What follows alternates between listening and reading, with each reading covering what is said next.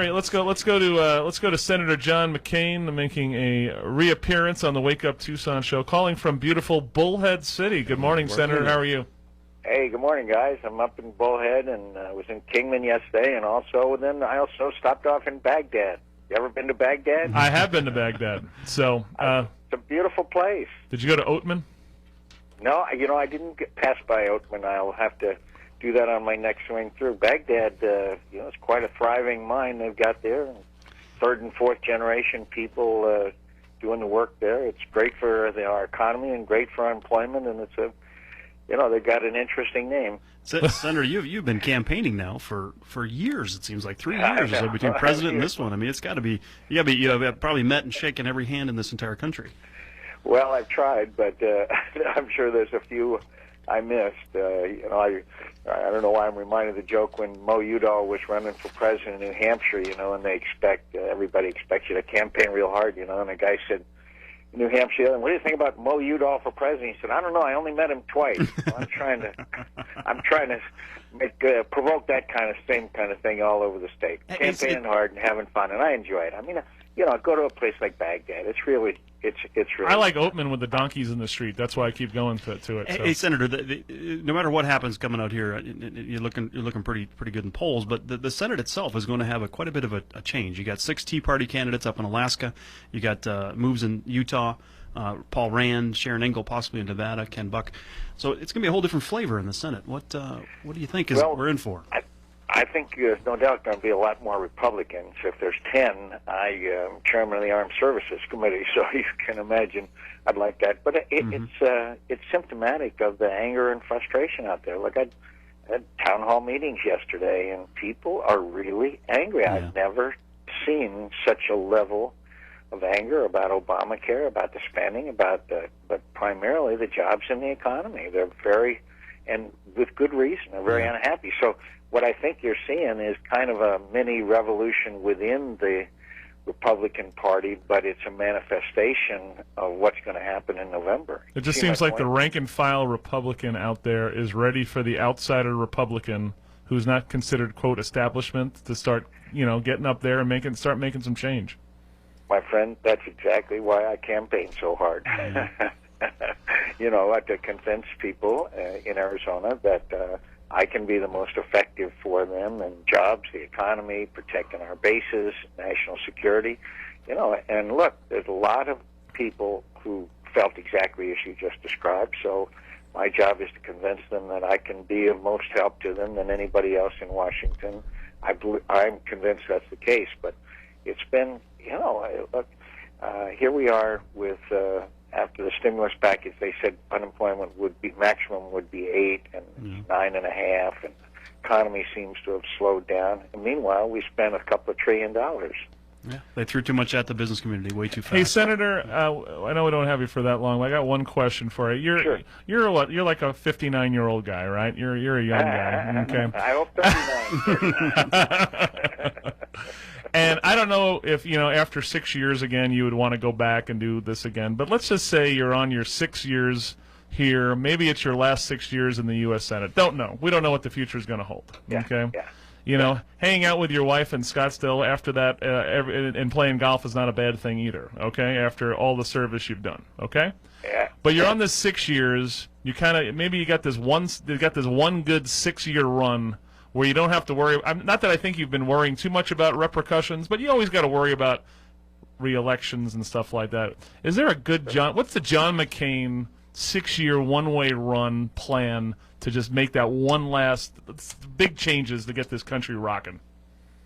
Well, obviously, to start with, we live in Phoenix, but my apologies to the great city of Phoenix. No problem. I think the biggest thing that I would first of all, we got to get through this job and economy thing. That's number one. Obviously, that's what this country's hurting the way it hasn't been since the Great Depression.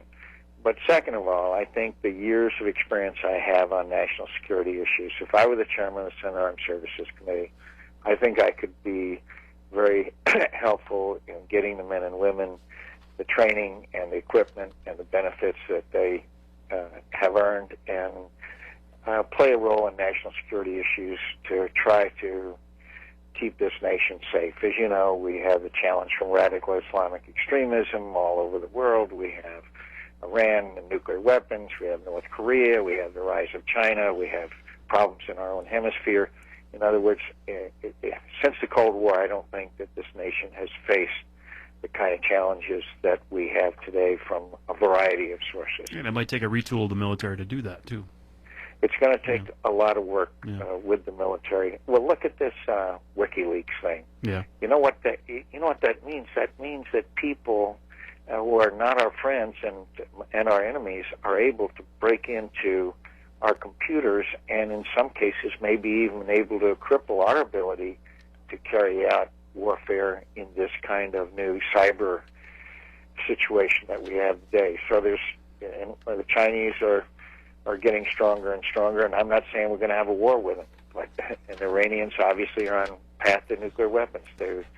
The radical Islamic extremism is rampant, and well, John, Joe and I have had this discussion about how we spend a lot of money on military, which we're not necessarily against, but it's kind of the fact of, are we ready for? Are we really prepared for the new warfare, which seems like... We dominate the air, we dominate the sea. Isn't the new warfare, we got to go into a city and get some of these bad guys out like ticks and a coonhound out there? I mean, you got to go house to house. What are we doing to retool the military to help men and women who are going into these places where you're trying to figure out civilian from... It's just tough. Well, let me say that I think we are doing a lot of that, and I think that we have some of the greatest military leaders and people like David Petraeus and General Odierno. For example, I think General David Petraeus may rank as one of the finest military leaders in the history of our country. Our military is best trained, it's best equipped, and just a small example of the way we have adjusted. Look at what drones are doing today. Look what these unmanned UAVs are doing. They're going to places and taking out the bad guys in places they never thought we could reach. So our technology is moving forward, and we are adjusting. But like you say, it's very expensive, it's very tough, and this radical Islamic extremism is going to be with us for a long time. There are going to be kids both here in the United States as well as overseas that somehow are indoctrinated by this toxic philosophy of theirs where they want to sacrifice their own lives to take ours. And that is a major challenge. Hey, John, we're running out of... We're running, guys. No, don't. Military we ever had. I agree with you. Guys. Don't go anywhere yet. I got just two more questions. We're just running out of time. I just wanted to get a couple questions in. Sorry. That's okay. When we got this Congressional District 8 and Congressional District 7 with Grijalva and Gabby Giffords up for re-elections, what I want you to do as a guy who is a Republican, who has appealed across party lines to lots of different people, please explain to the good people of Tucson why Gabby and Raul need to go away soon. Well, Raul, anybody who wants to boycott Arizona and harm the state of Arizona, that's reason enough right there, and there's other reasons. In the case of Gabby, she does not work with John Kyle and me. She voted for climate cap and trade. She voted for the stimulus package. She voted for Obamacare. None of those are in keeping with the people of the sentiments of the people of Arizona. Yeah, I think the recent polls are between 60 and 70% of the folks don't like it, and she kind of voted against it. So I have one last hard question for you, John, and this could be your hardest one ever. Okay, a week from Sunday, who starts for the Arizona Cardinals? Is it Matt Leinart or Mr. Anderson? I think it may be Derek Anderson, but my personal sentiments, because I am you're a good politician, mediocre high school. Undersized linebacker. I think Leinart, we've invested so much in him. Yeah, we have. I think we ought to give him a chance. That's my personal opinion. Yeah. I have not called Wisenhunt nor Michael Bidwell to express that.